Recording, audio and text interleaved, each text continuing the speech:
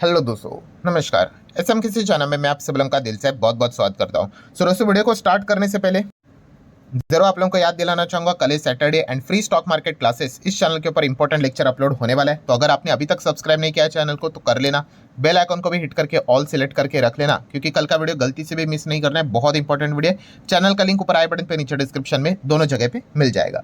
सो चलिए वीडियो को स्टार्ट करते हैं। सबसे पहले वारी के साथ, यस, वारी एनर्जीज की अगर हम लोग यहाँ पे बात करें तो अच्छी खासी गिरावट हम लोग को देखने को यहाँ पे मिल गई आज के दिन के हिसाब से। दो अपडेट्स है, तो उनमें से एक अपडेट तो आप कह सकते हैं जेफरीज ने यहाँ पे क्या कर दिया, डाउनग्रेड यहाँ पे कर दिया है। टारगेट्स विरगेट्स कम कर देते हैं, वो चीज़ें चलती रहती है। बट दूसरा जो इंपॉर्टेंट जो पॉइंट देखने को मिल रहा है वो कौन सा है, यस, वारी एनर्जी के जो शेयर में गिरावट देखने को यहाँ पे मिली है, वो लॉकिंग पीरियड हम लोग को खत्म होते हुए देखने को मिल चुका है। तो इस चीज़ के चलते क्या हो गया, 15 करोड़ शेयर्स लॉकिंग पीरियड से फ्री हो गए। ठीक है, अभी बेचना है नहीं बेचना है भाई, वो तो जो बड़े इन्वेस्टर, एंकर इन्वेस्टर होते हैं उनकी मर्जी। बट हम यहाँ पे कह सकते हैं कि लगभग लगभग 6 महीने का ये लॉकिंग पीरियड हम लोग को देखने को मिल रहा है, वो खत्म होते हुए देखने को यहाँ पे मिल रहा है। ये लॉकिंग पीरियड क्या होता है, आईपीओ जब लाया जाता है, ठीक है, तो जो एंकर इन्वेस्टर मतलब जो बड़े इन्वेस्टर होते हैं, ठीक है, उनको आईपीओ से पहले भी शेयर्स यहाँ पे दिए जाते हैं। तो उनके ऊपर रेस्ट्रिक्शन होते हैं भाई कि 90 दिन के लिए, 180 दिन के लिए, उसमें भी मल्टीपल कंडीशंस है। आप क्या कर सकते हो, शेयर्स को बेच नहीं सकते, इमीडिएटली बेच नहीं सकते हैं। ठीक है, अगर बेचना ही है तो 90 दिन होने के बाद आप 50% बेच दो, बाकी आपको बाद में 50% आपके ओपन यहाँ पे हो जाएंगे। इस प्रकार के रेस्ट्रिक्शन होते हैं। अभी आप बोलोगे ऐसा क्यों, इसके पीछे का कारण क्या है, तो दो ही कारण होता है। एक कि शेयर प्राइस को स्टेबल रखना, और दूसरा जो सबसे इंपॉर्टेंट चीज़ है कि long term commitment from the key share holder. क्योंकि आपको भाई पहला यहाँ पे शेयर्स भी दिए जा रहे हैं, आप बड़े शेयर होल्डर हो। मतलब आप सोच कर देख लो ना, अगर कोई आईपीओ आ रहा है, ठीक है, और वो आईपीओ लाया, उनको पहले शेयर दे दिए, आईपीओ जैसे ही पब्लिकली आया, पब्लिक ने भरपूर पैसा लगाया और आपने 2 दिन बाद ही शेयर्स बेच दिए, ठीक है, मस्त फायदा उठाया, ठीक है, एकदम रॉकेट मार्केट चल रहा था, तभी बुल रन में लाया था, तो क्या हो जाएगा भाई, कितना ज़्यादा नुकसान यहाँ पे हो जाएगा छोटे इन्वेस्टर का, और बड़े लोग पैसे यहाँ पे छापते जाएंगे। तो इसीलिए छोटे इन्वेस्टर के इंटरेस्ट को भी प्रोटेक्ट करने के लिए इस प्रकार के रूल्स रेगुलेशंस लाकर रखे हुए हैं कि प्राइस भी स्टेबल रहे, फेयर रहे एंड लॉन्ग टर्म कमिटमेंट बने रहे। इसीलिए ये लॉकिंग पीरियड्स यहाँ पे रहते हैं। हाँ, तो जब भी कोई भी आईपीओ आ जाता है तो आपको ये हमेशा याद रखना होता है कि 90 दिन के बाद, 180 दिन के बाद और 30 डेज के बाद धीमे धीमे करके लॉकिंग खुलेगा। तो उसके बाद कभी कभी इस प्रकार के बड़े रिएक्शन देखने को मिल जाते हैं। तो हम कह सकते हैं कि जैसे लॉकिंग खत्म हुआ, कोई तो एक एंकर इन्वेस्टर हो सकता है, बड़ा इन्वेस्टर हो सकता है, उसने अपना माल यहाँ पे निकाला होगा। ठीक है, इसलिए तो स्टॉक्स ऐसे फटाक से गिरते हुए देखने को मिल जाते हैं।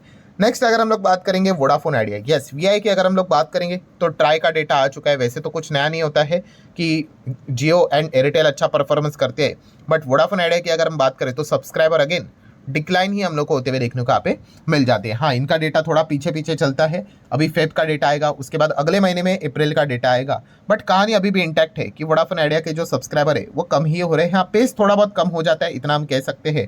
एंड फिलहाल आज के दिन की अगर बात करें, अच्छी खासी कुटाई पिटाई भी हो गई, क्योंकि एक ब्लॉक डील भी हम लोग को देखने को यहाँ पे मिल चुके हैं। लगभग 1.5% के आसपास 823 करोड़ की ब्लॉक डील हम लोग को देखने को यहाँ पे मिल रही है। नेक्स्ट अगर हम लोग बात करेंगे दोस्तों तो Tata technology, yes, Tata tech की अगर बात करें, ये भी आईपीओ आया था। जिनको लगा था उनकी लॉटरी लग गई भाई, जिनको नहीं लगा, आप सभी लोगों को पता ही है, वो इमोशनल होकर डिसीजन ले लेते हैं कि ओपन मार्केट में खरीद लेंगे करके। खरीदने में कोई गलत बात नहीं है, बट ये रीज़न होना कि भाई मिला नहीं है इसलिए रैंडमली खरीद लेना, तो उनको काफ़ी तकलीफ होती है। अभी देखिए, जो बिजनेस को देखकर खरीदता है ना, उसको इतनी तकलीफ नहीं होती। तकलीफ मतलब क्या थी, तभी ये 1000 के ऊपर चलता था। अभी अगर आप चेक करोगे तो 700-800 के आसपास हम लोग को रेंगते हुए देखने को मिल रहा है। क्यों? क्योंकि मार्केट कंडीशन के हिसाब से अभी जिसको बिजनेस से लेना देना नहीं भाई, वो तो बोलेगा भाई मैं तो फंस गया, बर्बाद हो गया, ये हो गया, वो हो गया। आप समझ रहे हो?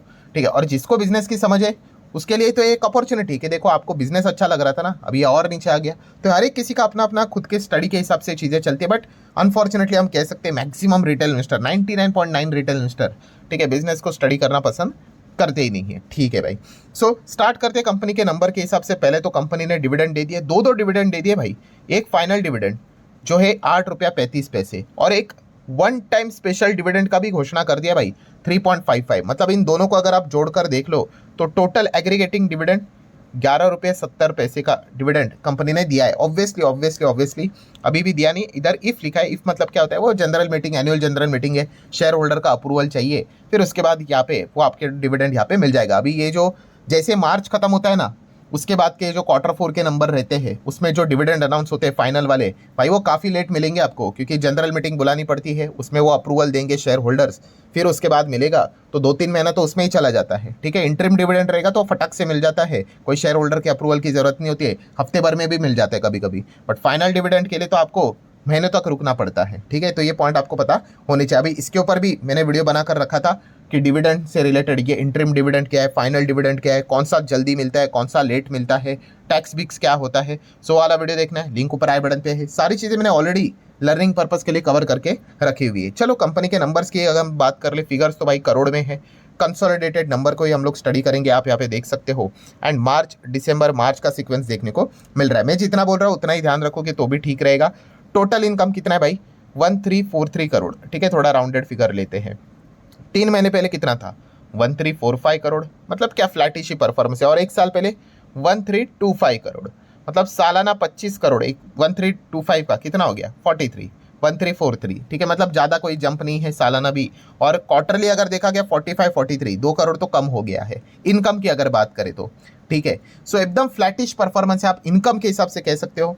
देन इतना कमाने के लिए भाई खर्चे करने पड़ते, तो खर्चे देख सकते हैं 1000 करोड़ के आसपास, 1100 करोड़ के आसपास, ये भी 1000-1100 करोड़ के आसपास। तो इनकम से एक्सपेंस हटा देंगे, प्रॉफिट मिलेगा या फिर लॉस मिलेगा। तो कंपनी तो प्रॉफिटेबल है। तो प्रॉफिट बिफोर टैक्स कितना है, 255 करोड़, थोड़ा राउंडेड ही ले लेता हूँ, ठीक है। देन उसके पहले कितना था, 256, ठीक है। और उसके पहले कितना था, 231। मतलब कहानी वैसी है, फ्लैटिश ही है। चलो ईयरली थोड़ा तो बेटर नजर आ रहा है, 231 का 255। क्वार्टरली तो देखा गया भाई 255 256, क्या ही बोले, ठीक है। उसके बाद थोड़ा सा टैक्स एडजस्टमेंट हम लोग को देखने को मिल रहा है, ठीक है। थोड़ा सा और कुछ अलग अलग एडजस्टमेंट देखने को मिले, तो फाइनल जो प्रॉफिट हम लोग को देखने को मिल रहा है आफ्टर टैक्स, उसमें हम कह सकते हैं कि 189 करोड़ का परफॉर्मेंस देखने को मिल रहा है। देन 3 महीने पहले 169 था, और एक साल पहले कितना था, 157, ठीक है। सो सालाना चलो ठीक है, 157 का 189, टैक्सेशन का एडजस्टमेंट पकड़कर 169 का 189। तो हम कह सकते हैं कि चलो क्वार्टरली ईयरली जंप ही देखने को मिल रहा है, ठीक ठाक परफॉर्मेंस देखने को मिल रहा है। एंड यही चीज़ आपको अर्निंग पर शेयर में भी रिफ्लेक्ट होगी, जहाँ पे कंपनी का ईपीएस है 4.66, लास्ट टाइम था 4.16, और एक साल पहले था 3.88। तो होल कंक्लूजन इज व्हाट कि कंपनी का year on year and quarter on quarter जो परफॉर्मेंस है, इसमें हम लोग को एडजस्टमेंट पकड़कर सारी चीज़ें, एनपीएटी की अगर हम लोग बात करें और अर्निंग्स की बात कर ले, तो इसमें हम लोग को जंप देखने को यहाँ पे मिल रही है। अभी मार्केट इस रिजल्ट को लेकर क्या रिएक्शन दिखाता है, इसके लिए तो आपको सोमवार का इंतजार यहाँ पे करना पड़ेगा, ठीक है। क्योंकि मार्केट बंद होने के बाद ये हम लोग को डेटा देखने को मिला था। चलो आगे बढ़ लेते हैं दोस्तों। उसके बाद इरेडा को लेकर, यस, जो लोग पूछ रहे थे सर इरेडा ने जो जेंसॉल को यहाँ पे कर्जा दिया था, सिर्फ इरेडा नहीं है, पीएफसीए और भी है players, but PFC and IREDA ने कुछ ज़्यादा ही कर्जा दिया था। तो यस, उन्होंने भी इन्वेस्टिगेशन यहाँ पे स्टार्ट कर ही लिया है। लगभग 663 करोड़ के लोन्स इन्होंने देखे यहाँ पे रखे हुए थे, ठीक है। तो ये तो लंबे प्रोसीजर होते हैं दोस्तों, एकदम इमीडिएटली आपको रिजल्ट्स देखने को नहीं मिलते हैं। धीमे धीमे करके इन चीज़ों के रिजल्ट्स एंड अपडेट्स देखने को यहाँ पे मिल जाएंगे। जो भी अपडेट्स रहेगा वो मैं आपको बता दूंगा। देन अगर हम लोग बात करेंगे दोस्तों, तो यस, चाइना भी यहाँ पे हम कह सकते हैं अपना चाल चलना शुरू यहाँ पे हो चुका है।